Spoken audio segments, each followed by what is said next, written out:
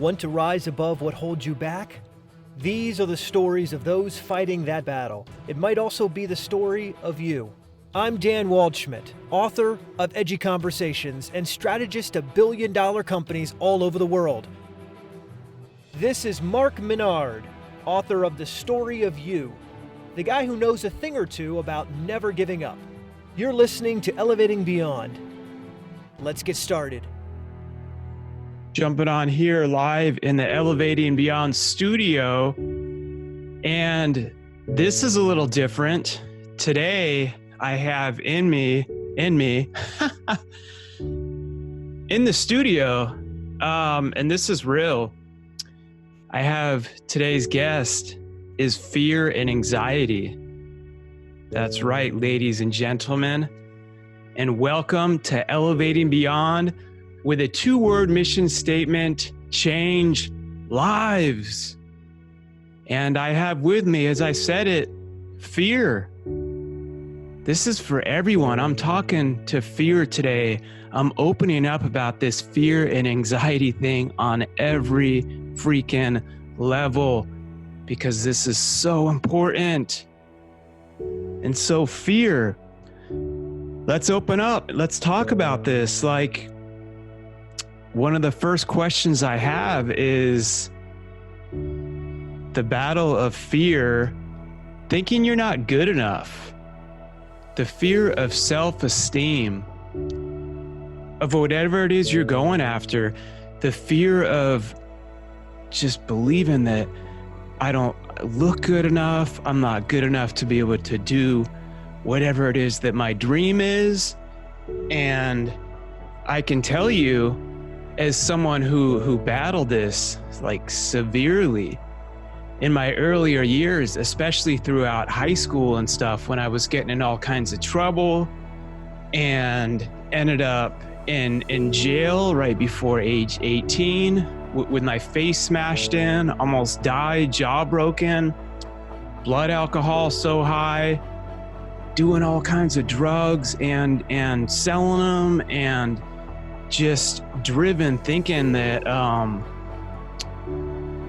that I wasn't good enough, that in school, you know, thinking that the kids that just had all the straight A's and everything came easy to them, this false belief that you put in me, fear, that made me believe that people are just born with greatness, that people are born with talent, that those that go on are just the ones that were born with athletics and good looks and the photographic memory, and that wasn't me. And so I would look around and just see people doing things in life and just think that it must be nice to be born with all that. And fear had me misbelieving this, which is not true, by the way. And it took, and here's where I want to thank you, fear. It took the fear of me literally almost dying, waking up in jail, being so scared, not only for my life, but the life of other people, as I was blacking out all the time, thinking this isn't even just about me. I'm going to end up killing someone else. And I was so afraid of it, it started pushing me away from the drugs and the alcohol and starting to believe maybe I can do something with my life. Maybe. But that fear would come back. You're not like those other people, Mark. You're born like this, like you have all this fear, you're nervous and let's be honest. Let's be really honest. It's time to really open up about this. It was like only when you're drunk are you like the life of the party and like this outgoing person and this extrovert, and the real you can't do that. You're not good enough for that. Those people are all born with this. You can't do this sober. What a bunch of bull crap. What a bunch of bull crap that is. Listen, everyone, you're gonna feel the fear, and feeling it while doing whatever it is you need to do is the only way. Yes, fear, you forgot to tell me this, right? Without you, we can't get courage. And the only way that we get courage is doing whatever it is we need to do while we're feeling the fear, while we're hearing the doubt in our voice saying you can't do this. When your heart starts beating out of your chest and you're having an anxiety attack and you're sweating and you're thinking, I can't do this, I can't go, I can't even have this I don't know what to do, you do it anyway. And that one step, one day at a time makes you courageous. Now, fear over here, that's right. Yeah, we're on to you. And guess what? You're not just a guest. I have you in the hot seat today now, fear. Taking you down and exposing you for what you are, because listen, fear will have you believe that you can't have fear and do what you need to do, and it will try to put you into this cycle of overthinking. Fear loves you to overthink, and then that leads to what I started having when I finally did go to college, is these like full-blown anxiety attacks and panic attacks where I feel like I was literally dying. I would feel like I was having a full-blown heart attack, and I didn't know the difference. I didn't even know what anxiety was. And it'd be like boom, boom, boom, like beating out like a truck was on my chest and it was beating out in my pulse and my eyes and just covered in sweat. And I'd be overthinking and worrying and overthinking. And what I started to learn was continuing to take action throughout all this makes you courageous. And this is where I have to thank you again, fear. This starts to give me drive, because those voices of doubt, not only from myself, but from other people, like when I was doing all the drugs and in jail and all that, telling me like, people like us don't go to college, Mark. Like you're not good enough. Like you didn't get all this straight A's in school. I had my high school art teacher literally tell me, kids like you should just drop out. Some kids, she was saying, just like you, Mark, should just drop out. You just bring everyone else down. And you know what? Fear wants you to believe those false truths, and then what you need to do is flip that and allow that to drive you, not only to prove them wrong, but to prove yourself right. Prove everyone wrong that's telling you all this crap.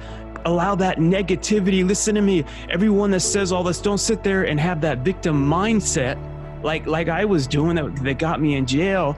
That doesn't do anything. And just because people are saying all this crap about you and that negativity, use that to freaking fuel you to prove them all wrong. That's right. That's right. To my art teacher out there, as I'm sitting in my studio, 13 years after opening my company, Dreamshine, blessed to be serving over 50 individuals with special needs, over 20 people on my team, 3 million listeners just on this show, Elevate and Beyond. Yeah, that's right. That goes to you, to my high school art teacher at Fruita Monument. You know who you are. Thank you for telling me people like me should just drop out of high school. Thank you. Thank you, because I'm freaking here right now doing it. I have my studio. I continue to go after that fear. I continue to be driven rather than drove down by people like you. And you won't stop me. You will not freaking stop me.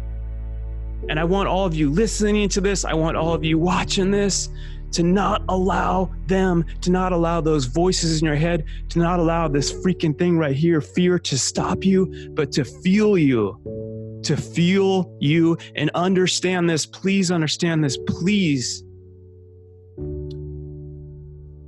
stop waiting for fear to go away as an excuse for not doing the thing that is in your heart that you're terrified to do. Because fear never goes away. I felt fear just before I started doing this show on fear. That's right. Stop waiting for it to go away as an excuse. You've got to continue to start taking action while you're feeling afraid. And you're like, well, Mark, you don't get it. There's another level of fear. What about this whole anxiety thing? I battled it. You've got to do it while you're having the anxiety attacks. Well, Mark, you don't get it. Like, I feel like I'm having a full-blown heart attack and my heart's beating out of my chest and I feel like I'm going to go crazy. And I've been there. Checked, called the hospital, went to visit. I did all that, get my heart checked, all these things, thinking that I was literally dying. I've been there. And I've been there when I had to continue to do it while I was having these panic attacks. And guess what? I didn't die. I may have been sweating. People may have looked at me weird or whatever. You know what? Screw them. No one cares as much as you think they do. And if you're going to get held down by all that, you're never going to make it when the adversity strikes you harder anyway. And I have to tell you this, without God, look, like faith in the absence of fear, like you can't have faith without having fear. It takes having and battling through this fear that makes your faith in God stronger. That's one of the most beautiful things about it. And God says, I have not given you a spirit of fear, but of power, love, and self-discipline. But he never said, I won't make you feel terrified. I won't make you feel afraid. That's where he's saying you have to continue to put faith. Literally, faith is by taking action. It's not just a thing you say. It's not just a prayer. You need to take action. Faith is taking action while you're having that panic attack and you feel like you're dying and you feel like you're not good enough and you're hearing that doubt in your head of people like that art teacher telling me, kids like you should have dropped out in high school, Mark, you're a loser. Faith is seeing beyond that and taking action day in and day out and not giving up. And you don't quit. You do not quit and you don't give up. And the doubt pounds you harder and you feel like you're going to die and you're having that anxiety and that fear makes you terrified. And faith is God saying, you go down and you're in bed. You're like, I can't do this, God. Like, I can't make it another night. I can't go through this. And faith is when God, that little whisper in your head is like, give it one more shot. Wake up and give it another shot. Give it another shot. Take another step. Continue to take action. That makes you courageous. Don't quit literally until it becomes a reality. Don't give up. Don't give up. Don't give up. Keep having faith. Keep having faith through the doubt. Keep having faith while you're terrified and fear. Another thing that you try to do is when you've achieved something, when you've met one of those goals, one of those dreams, maybe it's in your marriage, maybe it's building that business, whatever it is for you, fear of continuing to have hope, fear of losing it all. What if this all happens and this is too good to be true? Like I don't deserve this. What if I try?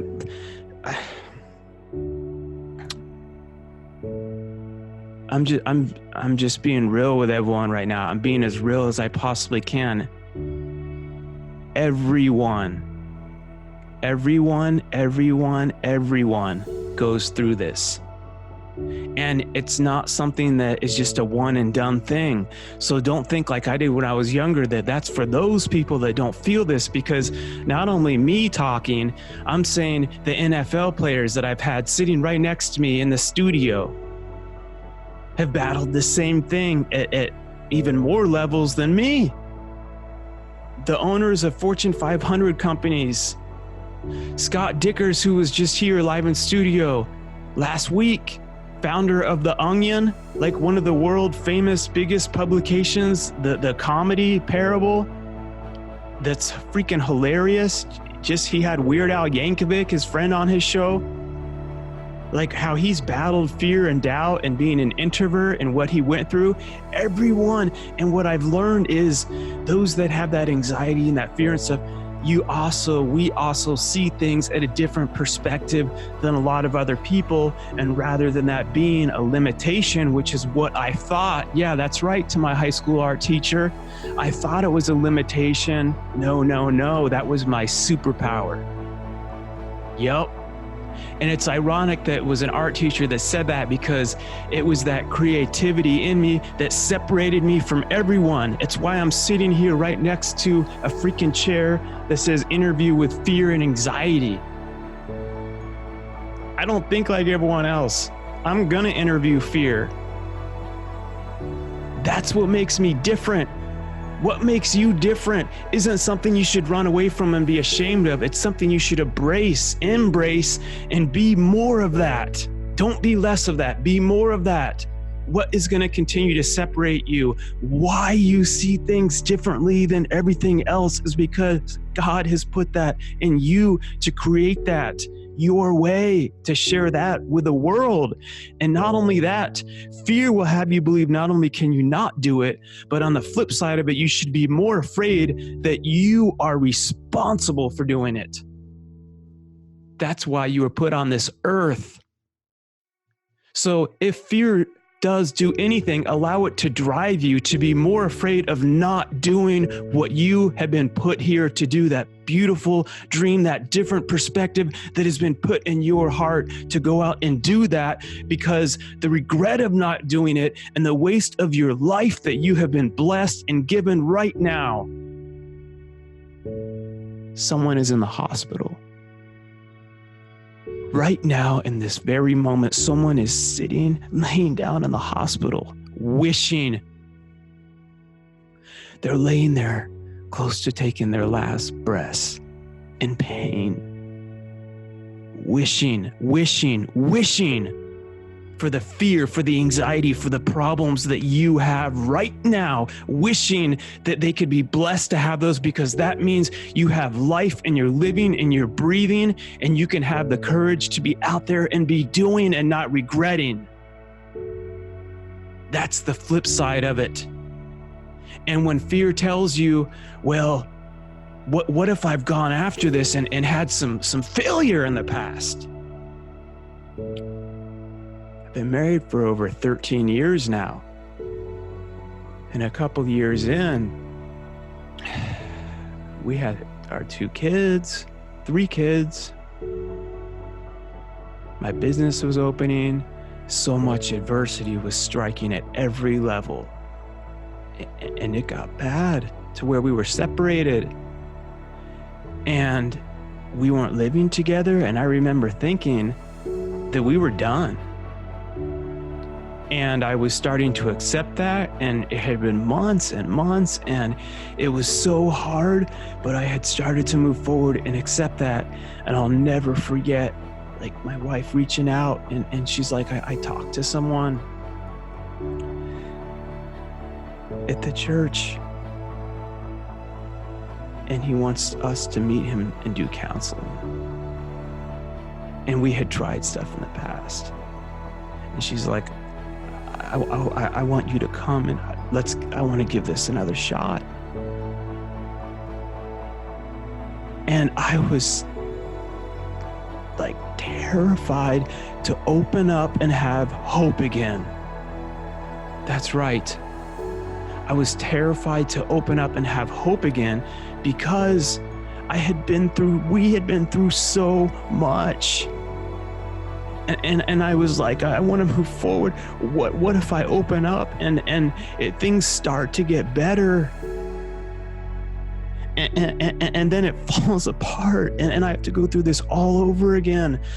I have to have my heart broken.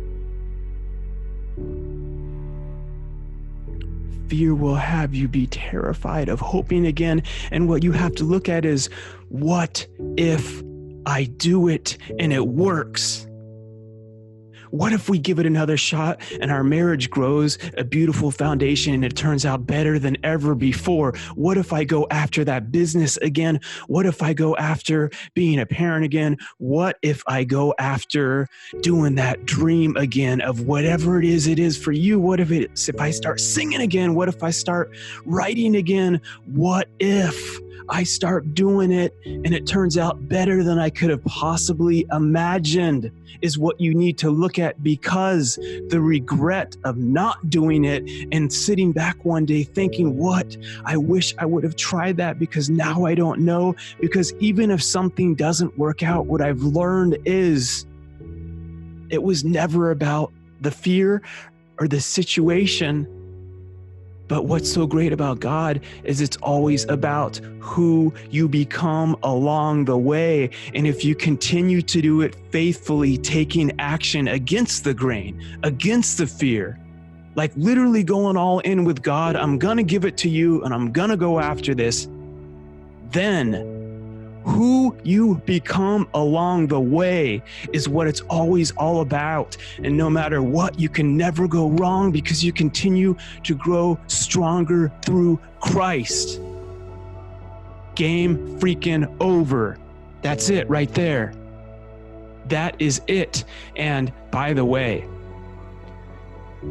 to follow up on my marriage, we have been married now for over 13 years, have our 5 children.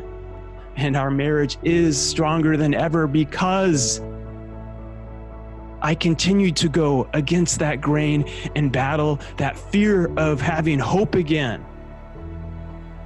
And now I'm able to see the other side of it, and I can't even imagine if I would have given up before I started. And this is what so many of us do with whatever it is that's in our heart, of our dream of doing that next level of your position, of your company, of just being the best version of yourself at another level. You need to go after it, because so many people I know are still talking about what they wish they would have done, but they're afraid of hoping of failing again, so they don't even start again. And so stop overthinking. Stop allowing this freaking thing right here that I can just write on a piece of paper, fear, to stop you.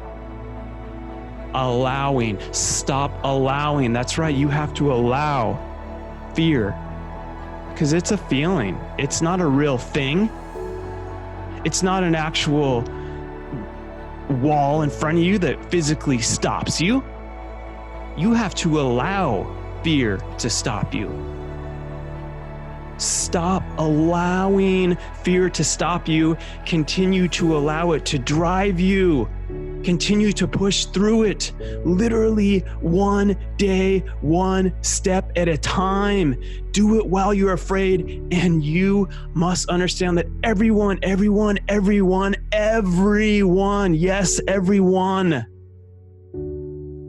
goes through fear. But the only way to get past it is to go through it. Some people have fear and they allow it to stop them. You see? You need to be the person right now that continues to say yes to scary and go through that fear literally one day, one step at a time, and watch the most beautiful part of it as you build that confidence muscle, you build that courage muscle. It's a learned skill. It's a learned skill. It's not something we're born with. And the best part about it is, as you have it more, you latch on closer to God and you give it to Christ because you need Him more. Your faith will grow stronger. Your foundation will become unbreakable, and you don't give up and you don't stop. And this is Mark Minard, everyone. Never settle. That's right, fear. This has been a great interview. Never settle. Keep going through that fear one day, one step at a time, and keep elevating beyond.